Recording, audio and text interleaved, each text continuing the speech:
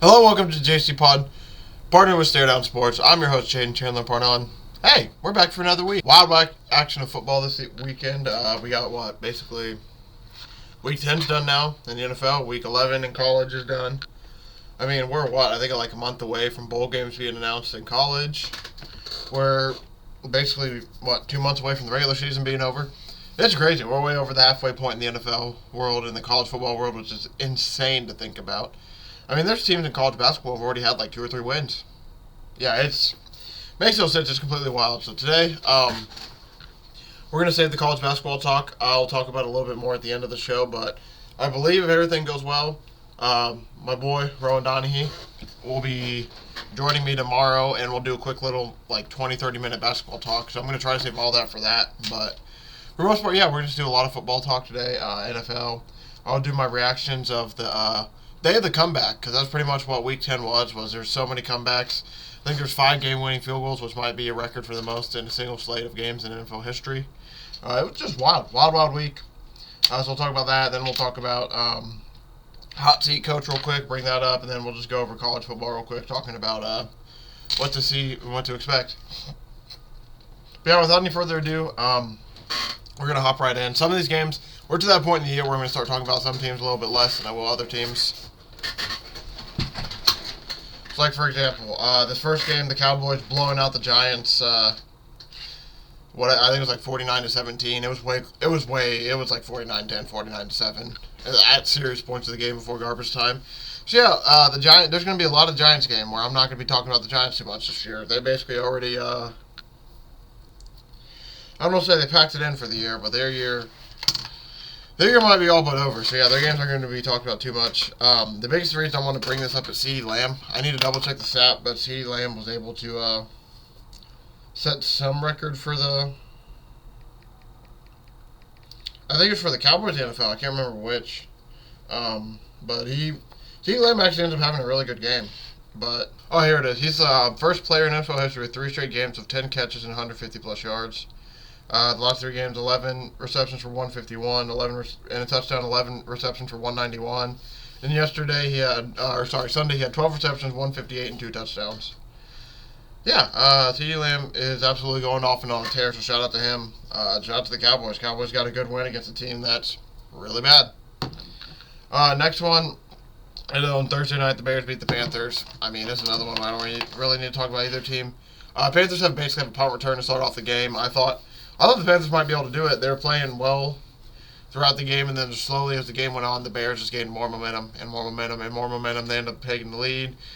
Panthers lined up for 59-yard field goal to basically send it to overtime, and I think all of us knew that pretty much it wasn't good. So, shout out to the Bears, man. Big win for the Bears. Yeah, I mean, good win for the Bears, I guess, against a bad team, but really doesn't do too much for their season. I think is already over at this point. Justin Fields is a maybe to come back. I think either next week or week after, but we'll see what they want to do with him. They didn't pick up his 5th-year option, and they could end up with 2 of the top 3 or 4 picks in the draft. So it's going to be very interesting to see what they decide to do with the season. The Colts got a win in Frankfurt over the Patriots. It was just that was a really weird game for a really weird Patriots year. Mac Jones just looked off. It felt like he was scared of some pressure that wasn't there a few times during the game. He had a really, really, really bad underthrow. Underthrow at a touchdown that, I will admit, if Gesicki was open, if he was actually able to put it up there, they might actually win. And then the Patriots also missed a 23-yard field goal. They do something really weird where they have Mac Jones play all game. Then they summon Bailey Zappi at the very last drive. Bailey Zappi has 2 good completions, I think, and then they try a fake spike and throw, and then he threw it basically into triple coverage, and it was picked off for the Colts to win. It's just been a really, really weird year. I think this is the worst year that as Robert Kraft has had as an owner ever. So believe it or not, even though all those good Patriots teams were good, it took Tom Brady leaving in about 3 weeks. 3 weeks, Jesus. No, it took about 3 years of Tom Brady leaving, and now that whole place is a dysfunctional mess. I still think Bill Belichick's a good coach. I just think they definitely is one of the least talent-filled teams. I mean, it's kind of scary, honestly, to see how bad of a team the Patriots are. They genuinely are a really bad team. Worst in my lifetime for sure. Since I've been alive, I was born in '99, and yeah, this is probably the worst team that I've been a part of, at least Patriots-wise. But Hey, they have 20 years of winning. They can have a few bad ones, I think, and be okay. The 49ers absolutely destroyed the Jags. Not much to talk about here. Brock Purdy, 3 touchdowns. George Kittle had a big touchdown down the seam. Ayuk had a touchdown. The biggest thing, though, is Christian McCaffrey. Lenny Moore is the guy who holds the record for most consecutive games with a touchdown. And now he has a partner. Christian McCaffrey and him are tied. And he was not able to pass it. It was hilarious. They had basically the second and third strings in for the 49ers. I think against the Jaguars, first string at the very end of the game. And it was like, first and goal, no McCaffrey. Second goal, no McCaffrey. Third and goal, no McCaffrey. Fourth and goal, no McCaffrey. They've tried to give it to McCaffrey 4 times in a row on the goal line. And he just wasn't able to score. So the record, is going to be a tie between those two for a lot of time to come. Because, I don't know if McCaffrey's going to get that streak back up. I think he's going to score a lot, but I think the main reason he was scoring so much in general, too, was partly because of that streak. Because now that he doesn't have the streak, I feel like there are going to be some games like yesterday where we're going to have a lot more games like that where it's like, oh, they're all bottled worried about Christian McCaffrey. Let's give it to everybody else. But yeah, you can see with Debo Samuels, Trent Williams, all them back. This team's a little bit better. Definitely a little bit better. So shout out to the 49ers. They just basically got back on track. Chase Young, I won't lie, him wearing 92 is interesting. I don't mind it, but it's different for sure. I'm used to seeing him at 99, to see him at 92. Very, very interesting. Switching at 92 is very interesting, but shout out to the 49ers. Massive win. Massive win. Moving on then, Jobs. Josh Dobbs, baby. He kind of combined and said Jobs. Josh Dobbs gets it done, man. Really good game by the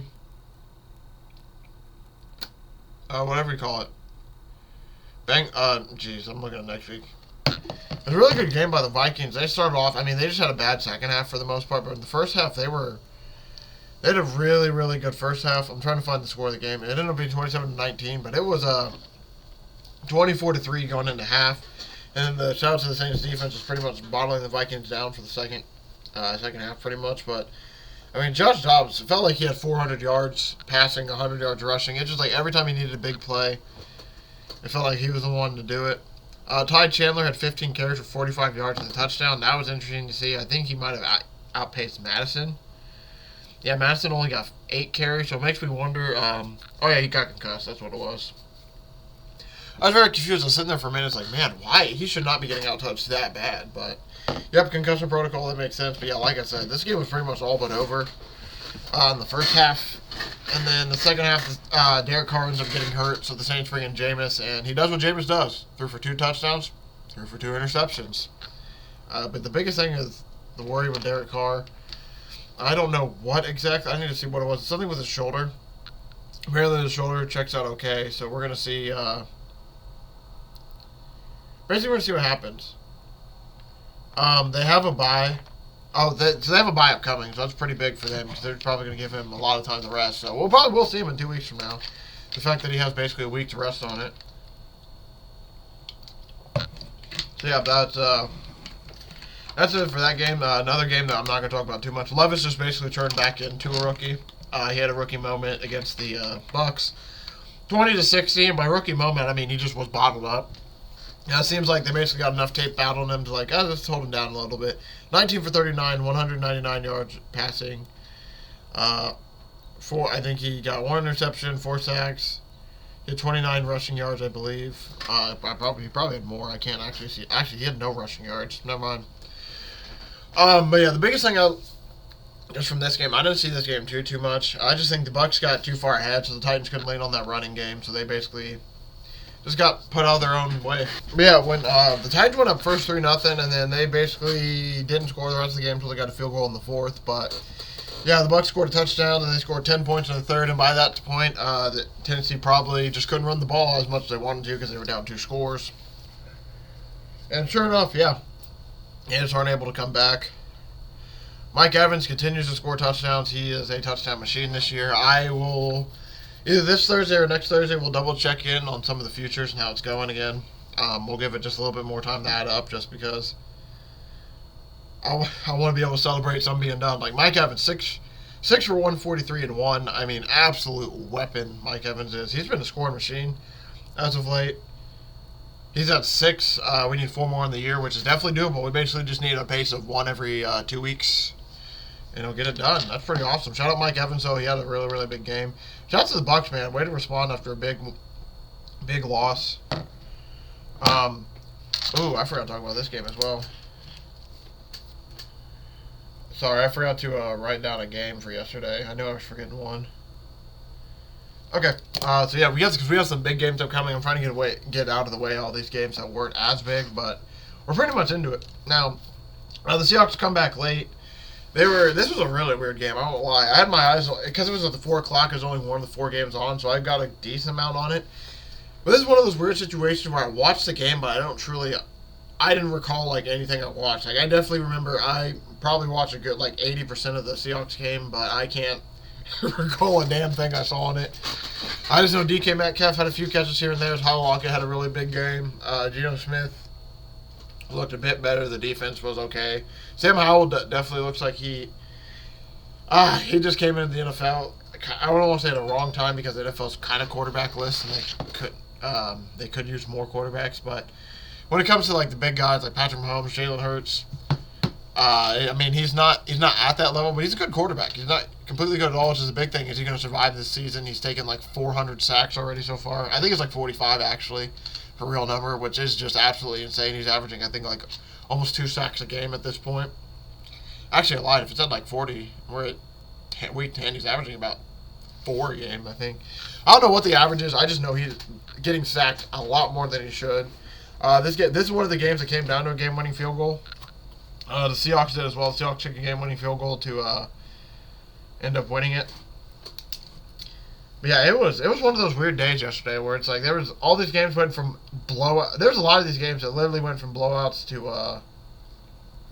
it was a blowout, and then all of a sudden it's like, oh shit, that got close. It's kind of how I feel like the Seahawks game was. It felt like they were this one was definitely closer than the rest of it. It just felt like the Seahawks were winning for a bit, and then all of a sudden they aren't. And then they're winning, and then it's tied.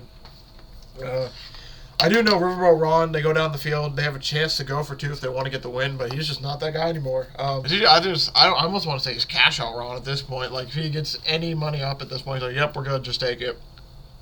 He's playing a lot safer when it comes to a lot of his calls, and I think that is going away a little bit from his Riverboat mantra, because I don't know if we can call him Riverboat Ron anymore, because yeah, Ron Rivera is not being as aggressive as he used to be.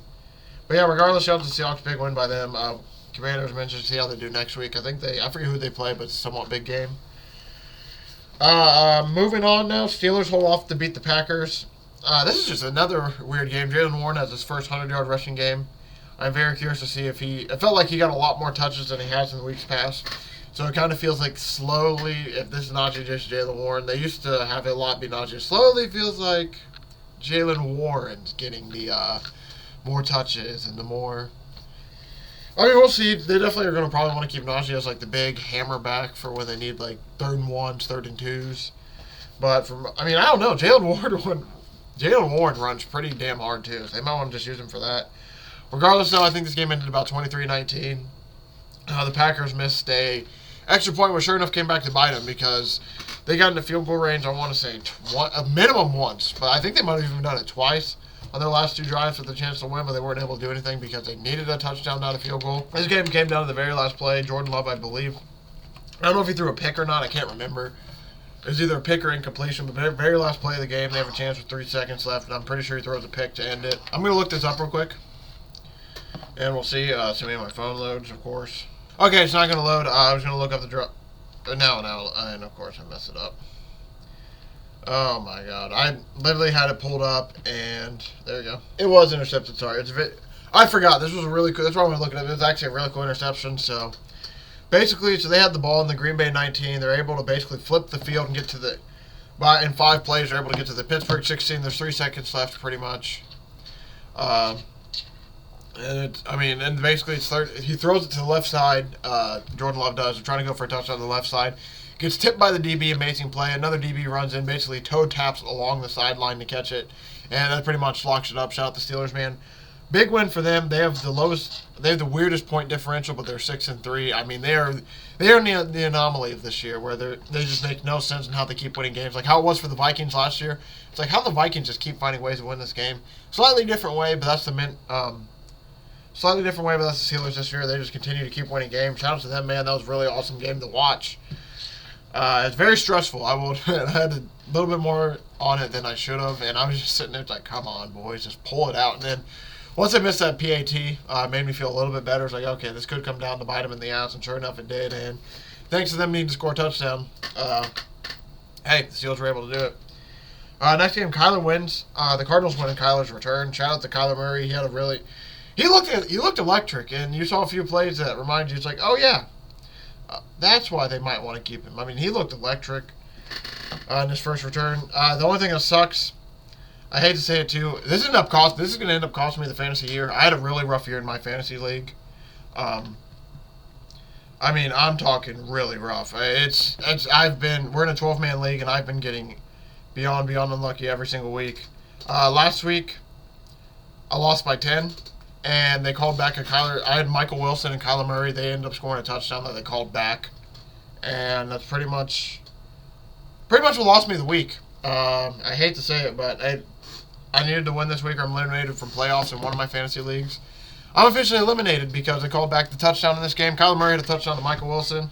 It looked like he crossed the goal line. I can't believe they called it back. I watched like 5 different angles. I'm like, I don't know. They probably should just leave this because it's too close. They call it back. The Cardinals bring in Clayton Tune to QB sneak it.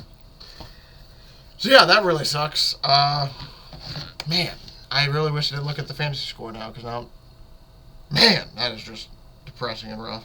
But no, the Cardinals played a really good game against the Falcons. Bijan got a lot of touches, which really have about 22 carries, 95 yards, and a touchdown. Just sucks if they lose because now that they lost and get Bijan a lot of carries, Arthur Smith might not do this either now. No, honestly, though, the Cardinals are in a rough spot. Taylor Heineke got hurt, hurt something with his hamstring, so Desmond Ridder had to end up coming in late. I don't know what the issue is going to be with Taylor Heineke going forward. I think they said hamstring, so I don't know how that's going to hinder him. We most likely will be seeing Desmond Ridder, if I had to guess. If it is a hamstring, it's usually a hamstring. It's minor. That's the good news, I guess, for them. Because, yeah, the Falcons are just they're on a real bit of a slide, man. Poor Falcons. They just can't seem to get it right now. They've lost 3 games in a row now. And it just seems like their promising season is starting to fall apart at the seams a little bit. They really have a chance to steal their division. What's crazy is they still have a chance to steal their division if they can figure it out. It's just they've played so rough as of late. I don't know. It just sucks, man. They finally gave Bijan the ball. I honestly wanted them to win just for the fact they finally gave Bijan the ball, and hopefully it's like, hey, maybe we can see more of it because he's truly exciting. But I think that was one of the better games that the Falcons offense played as a whole overall. A lot of guys were involved. A lot of guys did decent. But, yeah, it just wasn't. Shout out Scotty Miller. 1 reception for 2 yards and a touchdown. That's a pretty nice stat line. Trey McBride had 8 receptions for 131 against the against the Falcons. Big game by the Falcons. Big game by the Cardinals against the Falcons. I think the Falcons are just, I don't know. It feels weird that they might actually fire Arthur Smith. That's I guess that is the real option now at this point with how iffy they have been. Will they? I don't think so, but anything's possible, man. It's the NFL. They cut Peyton Manning, so I'm not going to say it's not going to happen, but I'm intrigued. I don't know if it will, but I'm intrigued to watch and see. The next game, the Lions win in a shootout. Shout out Jahmyr Gibbs, David Montgomery, and Keenan Allen. They went off. Keenan Allen has feels like 2,000 yards and 2 touchdowns. Jahmyr Gibbs had a ton of rushing yards. So did Monty. Here we go. Rushing yards. Jahmyr Gibbs is 14 for 77 and 2 touchdowns. And he also had a decent amount of receiving. Amon-Ra had 156 receiving and a touchdown. David Montgomery, 12 rushes for 116 and a touchdown. Keenan Allen. Eckler, by the way, before I go to Keenan Allen, Eckler, of course, found the end zone. That's what he does. Keenan Allen, 11 receptions for 175 and 2 touchdowns. I mean, golly, and he had the normal Keenan Allen game where he goes off, gets hurt, leaves, and they're like, oh, man, of course this happens. And he ends up coming back in, magically scoring another touchdown. It was insane. Really awesome game to watch. This basically came down to who got the ball last.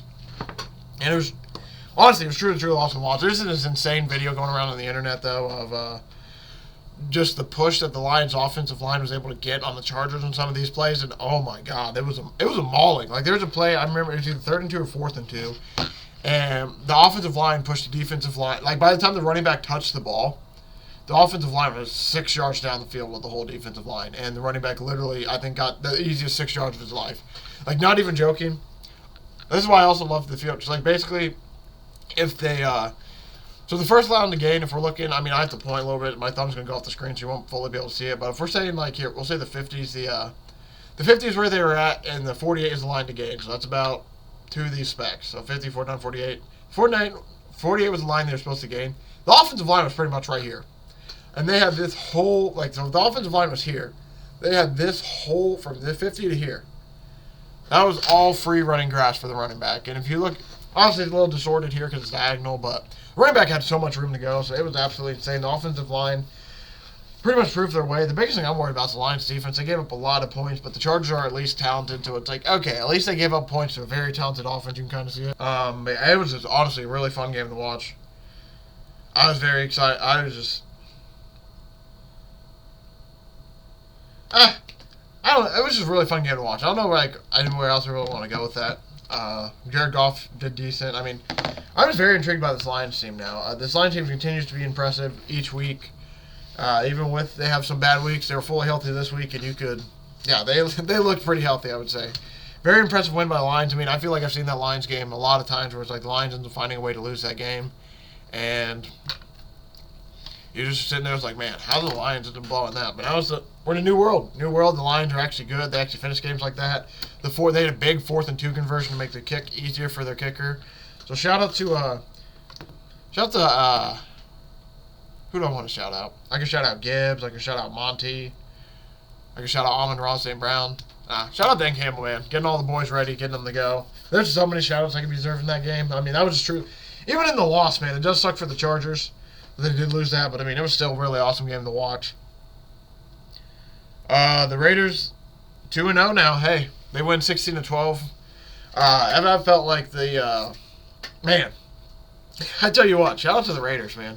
I felt like they had no business winning that game at a few points because it just felt like offensively they couldn't do anything, and then defensively it felt like, oh man, they're giving up a little too much, but then they would finally, both their backs hold up. Jets would mess it up. I mean, it was just, the Jets just had, if I'm not mistaken, I think the Jets had way too many turnovers. I just can't remember because I'm thinking of, if they have a fumble, man, I can't exactly remember. I guess they didn't have a fumble. But I felt like, I forget what happened in the Jets game exactly that made it 12-16. I'm trying to remember offensively. Offensively, it felt like they just weren't right. Zach Wilson had 263 yards, but I mean, I don't know. I can't remember. I'm trying to remember the exact game flow of this game. I'm not really getting I can't get a good feel to remember. I just remember the Raiders. The Raiders definitely looked stronger as they went on. Their run game ended up coming in late. Aiden O'Connell had 153 yards, 1 touchdown, 1 interception. 116 on the ground for Jacobs. He was an absolute machine on the ground. Garrett Wilson, 9 for 93. Devontae Adams, 6 for 86. Breece Hall only had 13 carries for 28 yards. So that's probably one of the big reasons the Jets didn't win. Jack Wilson actually played a pretty clean game for the most part. His turnover didn't come till basically at the end of the game, and it was kind of the one that killed him. Robert Spillane picked him off, and that all but sealed it pretty much. And they gave the Jets the ball back. The Jets did have a chance to win the game. They had a really awesome Hail Mary.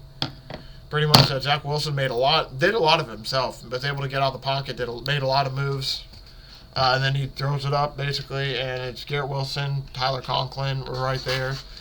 Looks like they had a chance, but then last second, it was basically just batted away by either Conklin or a defender. I mean, this was, I'm not going to say an exciting Sunday night game, but it was a good, defensive battle a little bit. Very nice to see. Aiden O'Connell isn't horrible. I'm interested to see how he does as the season goes on. I don't know what to expect from him. But yeah, shout out to the Raiders, man. 2-0 under Antonio Pierce. They look like a brand new team, basically. So yeah, it sounds like Josh McDaniels was truly that bad of a... It truly sounds like he was that bad of a coach if the team is playing like this, and he couldn't get the boys to play like this at all. Yeah, not too much to talk about in the Raiders-Jets game, though. Like I said, there's 3 more games to talk about. I won't lie. We can talk about that Bills-Broncos game first. First off, man, what a damn catch by Courtland Sutton. We'll talk about the score in a minute. Bills end up losing. They let their defense. You can tell that their defensive weapons are lacking now due to all the injuries because Broncos kind of just marched right down the field on them. I feel like as the Bills' defensive pass, they're able to hold up a little bit. What basically killed them was man. There's 2 games of the day we'll talk about after this. By the way, I didn't miss them. I just want to get this game over with first because I won't lie, I'm pretty frustrated. I lost about. We don't got to go into amounts. It was a pretty big amount. I ended up betting the Bills late. I'm just like, you know what? Why not? I mean, it's the Bills at home. They realistically shouldn't lose this game. If they lose this game, I probably won't bet on them the rest of the season. We'll just play it like that. So we watch, the Broncos missed another extra point after missing their first one earlier. It's like, okay, so there's a chance. The Bills continue to hand off to James Cook, who had a really good game rushing. Shout out to James Cook, man. He was doing really good on the ground. He had a pretty big game rushing for how little they used him after fumbling to start off the gate. That's what messed me up, by the way. I was trying to think of the Jets game, but the Bills were the ones who had 2 turnovers pretty much right away back-to-back, but I think they ended up calling 1 back, but that's where I was all messed up from. But yeah, regardless, the Bills go right down the field. Josh Allen scores. They kick the extra point. Sitting there, it's like, okay, we got a chance now. I mean, the Bills' offense didn't do anything all night, so the fact they came down to this is pretty frustrating. They just offensively just had too many turnovers, and that's what killed them, because sure enough, Broncos get the ball back. They basically have a chance to. They get into somewhat field goal range rather quickly, and then they have a chance to stop them. It's 3rd down. It's no out blitz. It's 0 blitz. Russell Wilson just has to throws it up. The DB doesn't get his head turned around, runs right into the receiver, throws a flag, pass interference. Everyone knew it was coming. So then they have to rush the field. Basically, so then the Bills use their timeouts, whatever. So it's 3rd and whatever. Russell Wilson takes a knee. They have to rush off the sideline because they don't have a timeout. They rush the field goal team on, and man, if you want to sum up the Bills' season, this is what sums it up. They basically got to get the field goal team on, get them on just in time. The kicker misses it right. Will Lutz misses it right. It's no good. The Bills win. Everyone's getting pumped. Personal foul, illegal substitution, 12 men on the field. I'm pretty sure that's a signal for it, by the way. I'm pretty sure it's that. But yeah, illegal substitution. The damn Bills had 12 men on the field. So then they move up the kick closer. And then he makes the kick. I won't lie. As a person who bet on the Bills, I didn't have the Bills the whole first half. Didn't have the Bills majority of the 3rd quarter. And then I finally bet on them the second half of the 3rd quarter. Man, I was sitting there like this in my chair. It's like, yes, they finally won. And then you saw them do the illegal man, the 12 men downfield, or the 12 men on the field. I sat here like this the rest of the game. It's like, yep, the Bills are about to lose this bitch, huh? And then sure enough, they end up losing. This Bills team just seems lost, man. There's definitely probably going to be some change in the offseason. I feel weird, honestly. Everything I've said about Dak Prescott and Mike McCarthy coming into the season, maybe I had the right idea, just the wrong team. I think obviously when it comes to me saying that Dak Prescott's going to get moved on from, I don't know if they're going to move on necessarily from Josh Allen, but there's probably, if it's not him, there's going to be some coaching changes, I think, for sure happening in Buffalo, man. It's just crazy. They got rid of Brian Daboll, and the car just started falling apart a little bit. That's a frustrating loss and a heartbreaking loss for the Buffalo Bills because they couldn't really afford that loss. They had one of the harder schedules. I was getting pretty much a must-win game just to get a win on the column before they deal with all these tough games. The fact they didn't win that game, obviously they still make the playoffs and everything, but them losing to the Broncos is kind of like, okay, they're probably going to be in trouble. And I understand the Broncos have gotten better. I understand that it's been slightly better, but man, it's not a good look. But yeah, last 2 games I want to talk about real quick. Sorry about that. Something just popped up on my laptop. On my computer. Bengals, Texans, Browns, and Ravens. Those are the last 2 games I want to talk about. Both these games were amazing games. For the Bengals game, we'll start with the Browns-Ravens game. Browns-Ravens games, first play of the game, pick 6 by Kyle Hamilton. Basically bats the ball up in the air to himself, picks it off, touchdown. Ravens basically come out, fireworks blazing. Keaton Mitchell scores a touchdown. They were up about 14 or so going into the 4th quarter, and then Deshaun Watson, second half of the game, 14 for 14, makes an amazing comeback. This is another one of those games. Like I said, this was a week of comebacks, but this was the week of blowouts. This game was a blowout. It was absolutely over. They had no reason to come back into it. The Bengals were getting blown out by the Texans. They had no reason to come back into it, but they made it close. It was just one of those situations this week, and then this was another game where, it was close. It literally went from a blowout to... I remember my grandpa was over here this Sunday, so we were watching games together. I remember just sitting next to him and like, oh, okay, so it's going to be one of those weeks, I guess, now, huh? Because we were both sitting there. That game was over out of nowhere. Dunzo. I mean, they had no reason to come back at all. And then, I mean, like I said, Deshaun Watson went 14 for 14. The Browns were just really feisty, man. They didn't want to give it up. And this is third quarter. Odell caught a big, long touchdown. That was the one that put him up by a lot. And then Cremont scores a touchdown. Gus Edwards scores another touchdown. You're like, oh, okay, so they should be good now. No.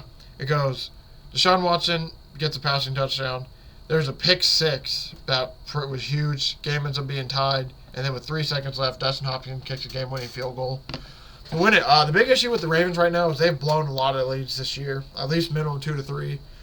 They're just having issues keeping up with the. I mean, they have big leads that they've blown. I mean, I think this is at least the second double-digit lead they've blown this year, and they've at least won 3 games this year where they're up and then just lose it in the fourth quarter. I mean, the offense definitely looks a lot better for the Ravens. A lot more. The offense looks like it's clicking a lot better. They just need to find a way to finish games. They're really good the first 3 quarters, and then for whatever reason they hit the fourth quarter and the car starts to rat. It's like hitting a certain speed in a car that you can't.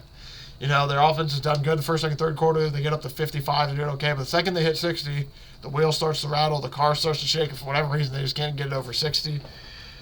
I really genuinely don't know how the Ravens blew that game or why. I mean, they shouldn't have. They were up 14. I mean, all they got to do is get a few more stops, maybe score one more time, the game's over. They aren't able to do any of that. I think they're held scoreless in the fourth quarter, too. Right? It's just ugly performance by the Ravens to blow that one. But shout out to the Browns, man. That was a big win to come back from. I mean, all of a sudden now the AFC North division is going to be a lot closer, especially with the Bengals losing. They were getting blown out by the Texans at one point. It was shocking. I mean, I am shout out to the Texans, man. The Texans are a legit squad. CJ Stroud is a dude. Another game-winning comeback, back-to-back weeks. I mean, at this point, he's a guy. He's pretty good. I mean, it started off the game, the Bengals quickly go up 7-0 with a Joe Burrow touchdown to Irwin, and then here's how the game goes. Tank Dell touchdown for the Houston Texans, 7-7. 10-7, they get a field goal for Houston. Another field goal, 13-7. Devils Singletary rusher for touchdowns, 20-7. Then McPherson gets a touchdown, or gets a field goal. Jamar Chase gets a big touchdown. C.J. Stroud scrambles, he gets a touchdown. And then about now is where he threw the pick. C.J. Stroud ended up throwing an interception that led to a Joe Mixon rushing touchdown. Evan McPherson kicks a field goal. We're tied going into overtime all of a sudden. But now, C.J. Stroud, cape on his back, puts on his cape, puts on the superhero outfit, puts on the mask, makes sure the spandex are tight enough, and then he leads them right down the field again. Another game-winning drive, and then him kicking a field goal to win it. I mean, C.J. Stroud is actually insane, man. He is so good at football. All the stuff that came out about him, about his intelligence and everything, I mean, you're just seeing none of it. I mean, he is super into, like, everything, all they said about intelligence, like, oh, he's not smart enough, he's not able to do this and that. No, he is truly, truly impressive. It's insane how good he is, honestly. So here we go. This is their last drive. So they got the kickoff. C.J. Stroud steps back to pass. It was incomplete. They rush off tackle. Complete over the middle. It was a 25-yard completion over the middle, and then they get another 4-yard completion, another 22-yard completion on 2nd and 6, and then boom, field goal range. I mean, this guy is composed the whole time, and nothing seems to rattle him right now. And that's the biggest thing I've noticed and liked. It's like, even everyone else's, their buttholes might be getting tight on the sideline. You know, everyone else is like, I don't know. They're starting to get a little nervous. No. C.J. Stroud is always, C.J. Stroud's sitting there calm, cool, collected. He's going to get the job done. I mean, I love the composure and everything about this kid, man. He is truly... It's way too early in his career for me. Way too early in his career for me to say he's special. He's going to be the one. He's the next guy. But they talk about every few years we're supposed to get generational quarterbacks. And the last one I think we heard about was like Trevor Lawrence and all that. And he hasn't fully lived up to that promise yet in the NFL. But C.J. Stroud, he might be one of them generational quarterbacks in this draft. We'll have to see. I'm very excited about that. But yeah, I think that's going to do it for the week, man. That goes through all the games.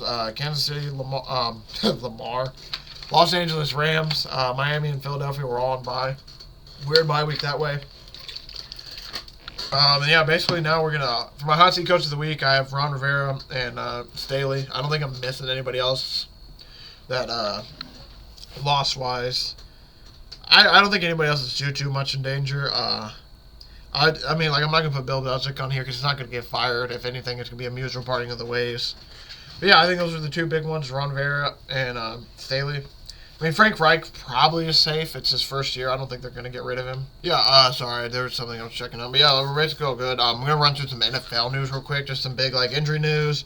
Some big news I might have not touched on. But yeah, like I said, the Bills had 4 turnovers last night. 4 of them. That's absolutely insane. Absolutely disgusting. Jaguars Zay Jones was arrested on a misdemeanor domestic battery charge. I haven't looked into it too much. I just know the general outline. Because I don't think they've come out with too much yet. That was just kind of announced yesterday, so I just knew it was kind of happening. The Saints are signing Jason Pierre-Paul to help bolster the pass rush. Kind of makes sense. I wouldn't blame him at all. Apparently, Bill Belichick said the status of every player will be looked at during the bye week, so there might be a quarterback change in New England. Well, I'll be interested to see.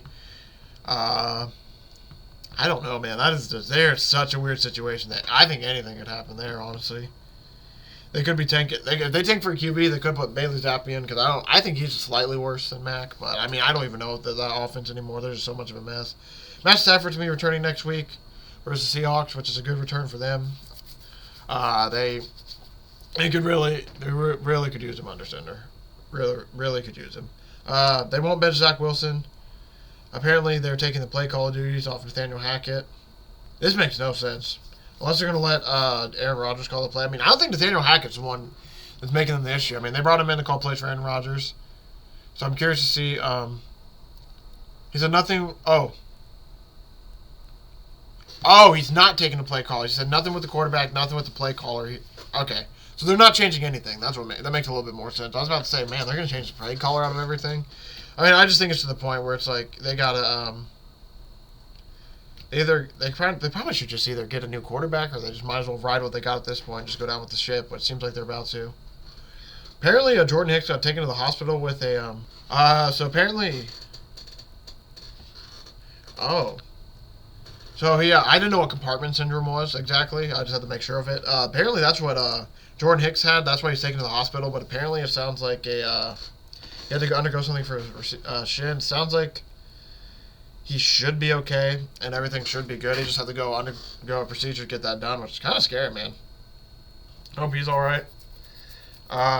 Let's see. Rookie of the Year should be C.J. Stroud, I think, by the way. I think that's a lock. I just saw something about odds for futures. But that's what I believe. I don't know who's going to take it from C.J. Stroud, honestly. I think with how, especially these last 2 games, I mean, he's all but locked it up at this point. I don't even need to look at the odds, but I don't know who's going to beat him. For entertainment purposes, I'll look at the odds. I'm going through the news. I know we're dragging a little bit, and I'm just kind of being stupid at the end, but I am genuinely, slightly a little bit curious to see how much the odds are now. But yeah, when it comes to his odds, what do you guys think they are? My guess is at least minus 300 at this point for Offensive Rookie of the Year. We'll see. It's probably going to be way more than that, if we're being honest. CJ Stroud is minus 2,000 now. Yeah, that's a lock. The Patriots are going to waive Jack Jones. I don't know if it's just because it didn't work out or because of other stuff that's been going on. They benched him the first 2 drives of Week 9 against Washington, and then apparently they said Jones reportedly sulked on the bench by himself while the rest of the team stood the sideline. So it sounds like they're just basically get him out. I mean, it sucks because he probably does have a decent amount of talent, and he probably will be good somewhere else. But yeah, it just sounds like it wasn't working with the Patriots with him. Deshaun Watson apparently has an MRI scheduled for his left ankle. We'll see what happens with that. The Broncos apparently declined 3 trades for Patrick Surtain, which very shocking. They were willing to decline so many because, but Patrick Surtain is really good, so it makes me wonder. Apparently the 49ers and Eagles have inquired about it, but they were 2 main ones. And I think that's why they got Chase Young and Kevin Byard, each of those teams instead, was because they basically got out of this deal. Yeah, I just can't get over C.J. Stroud, man. I just saw another picture of him, and they were talking about him. They said Aaron Rodgers is going to try to return mid-December. I don't know. They're going to need more than that. And I think at this point, there's a point in the season where I don't even know if it's worth it, honestly, because of how their team's not doing the best. I don't know if they're going to make the playoffs. I don't know if it's worth it. But yeah, I think that's probably going to do it for news-wise. I don't think I've missed too much. Apparently, Carr has a concussion as well, along with shoulder injuries. That boy just got popped. My lord.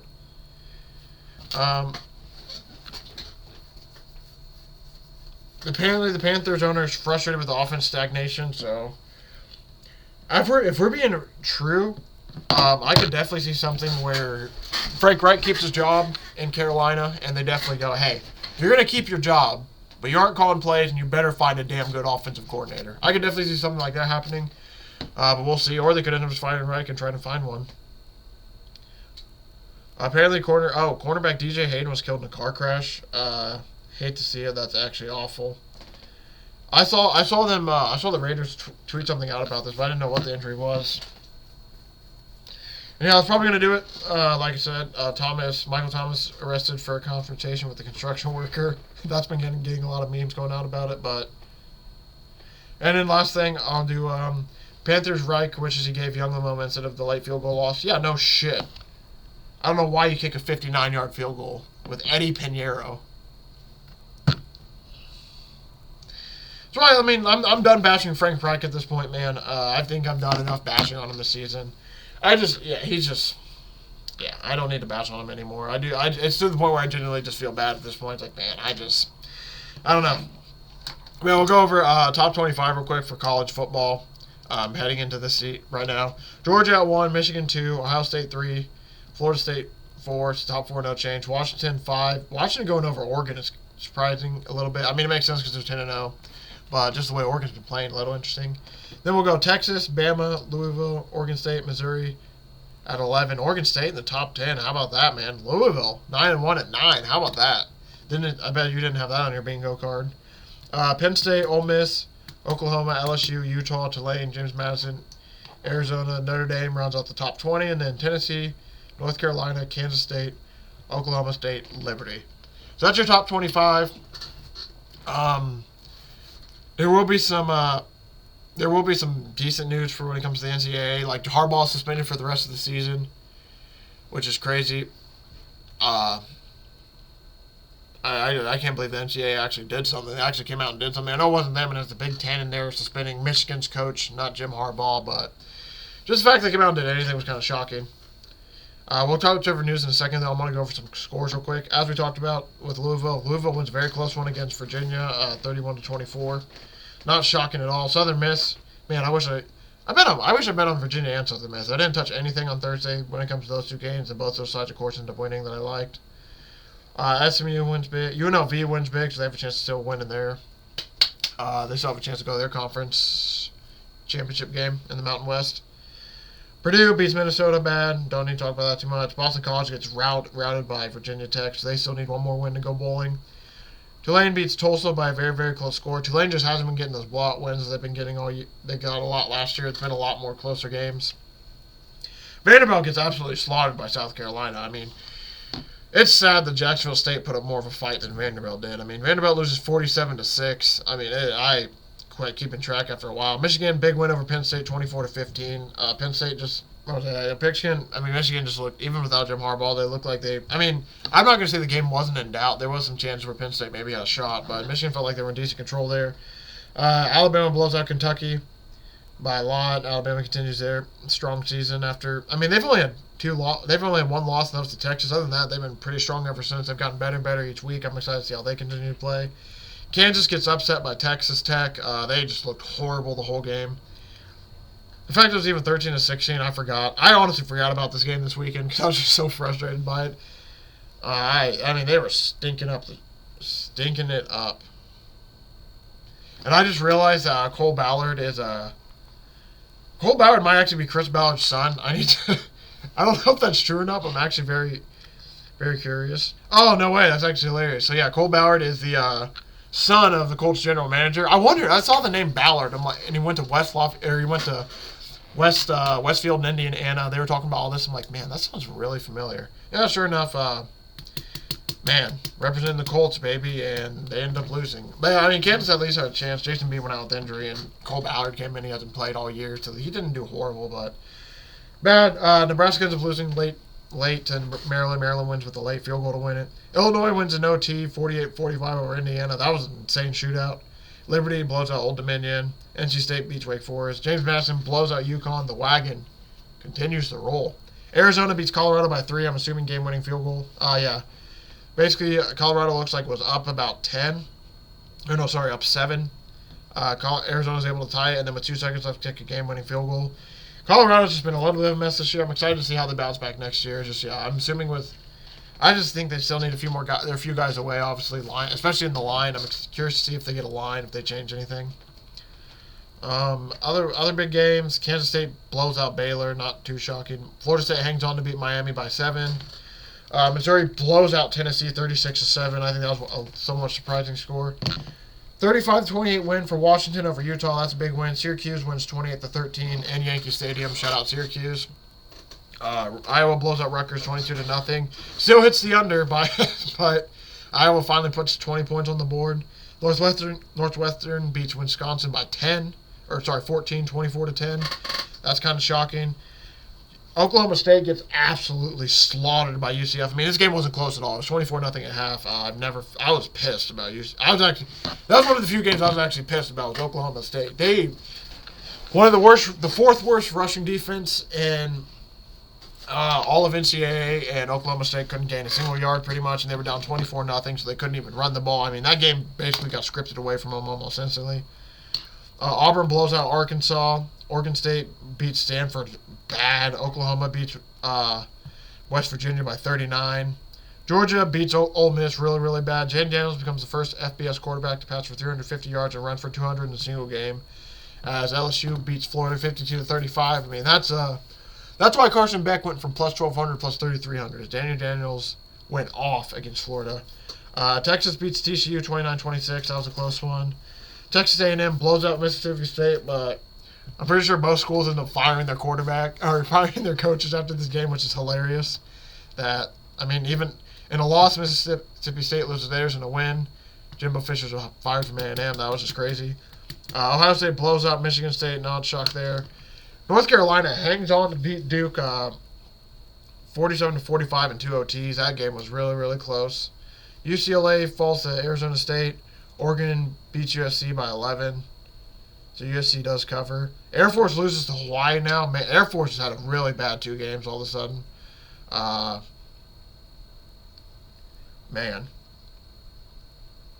That really sucks. Air Force literally went from wagon status to the wagon basically fell apart real quick. And then last game, Fresno State gets absolutely blown out. I took them late in the night. That's the only reason I want to mention them. And yeah, they got that booty spanked, boy. But yeah, real quick, I'll go over some news to end it real quick. If there's anything big. I don't think. Jimbo Fisher was fired. Zach Arnett was fired. Basically that's just what I want to talk about. Some of these coaches that were fired. Boise State fired their coach as well, Andy Avalos. But yeah, by the way, Jimbo Fisher's buyout, $75 million. That boy getting a bag. They're like, hey, please get the hell out of here. But yeah, that's going to do it for this week. I don't want to talk about too much. I went a little too long. Yeah, it was a really wild one this week. A lot of wild action in the football world. Yeah, just wild, honestly. Wild games, wild outcomes, and all that. Yeah, so tomorrow, my plan is that my boy, Captain by a Hook with the red beard, Rowan Donahue on. And we're pretty much going to talk about basketball. I hope this doesn't go longer than like 30 minutes. My goal is I want these episodes will be a little bit longer. Obviously, because it is football season. And when football's over, I'll probably transition and having a little bit longer college basketball. But yeah, it's very first week of the season. I don't need to have him on for 2 hours talking college basketball. We can hopefully get it done in a little bit shorter amount. Just basically give you an update. Because yeah, I haven't talked about any basketball that much on my channel. So as of right now. So hopefully when I have him on, he has some very good thoughts that basically he can share with us about something that we're maybe missing on to start this season. But yeah, thank you all for watching. Thank you for all the support. Look for that in the feed tomorrow. So basically, we're going to have a Tuesday, Wednesday, Thursday show this week. Because after Wednesday, yeah, we're going to do Wednesday with college basketball tomorrow with my boy. Thursday is going to be Pickem, NFL bets, college football bets for the weekend. I'm excited, man. Another week of the action. Another week to be great.